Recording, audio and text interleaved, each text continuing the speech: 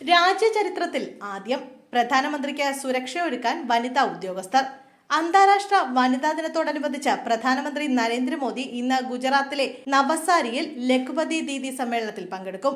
ഇതിലൂടെ വനിതാ സംരംഭക ഗ്രൂപ്പുകൾക്കുള്ള 450 കോടിയുടെ ധനസഹായം മോദി പ്രഖ്യാപിക്കും. ശേഷം തെരഞ്ഞെടുക്കപ്പെട്ട 10 വനിതാ സംരംഭകരുമായി മോദി സംവദിക്കും.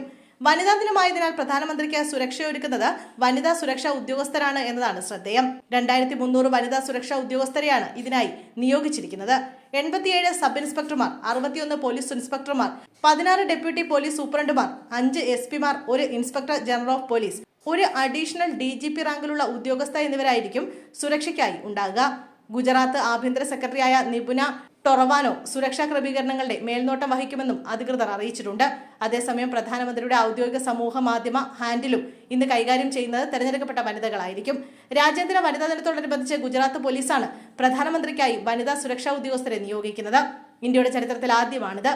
നവസാരിയിലെ വാൻസി ബേഡ്സി ഗ്രാമത്തിലെ ഹെലിപ്പാഡിൽ പ്രധാനമന്ത്രി എത്തുന്നത് മുതൽ പരിപാടി നടക്കുന്ന സ്ഥലം വരെയുള്ള മുഴുവൻ സുരക്ഷാ ക്രമീകരണങ്ങളും വനിതാ പോലീസ് ഉദ്യോഗസ്ഥർ കൈകാര്യം ചെയ്യും. ഗുജറാത്ത് ആഭ്യന്തരമന്ത്രി ഹർഷ് സംഘവിയാണ് ഇക്കാര്യം അറിയിച്ചത്.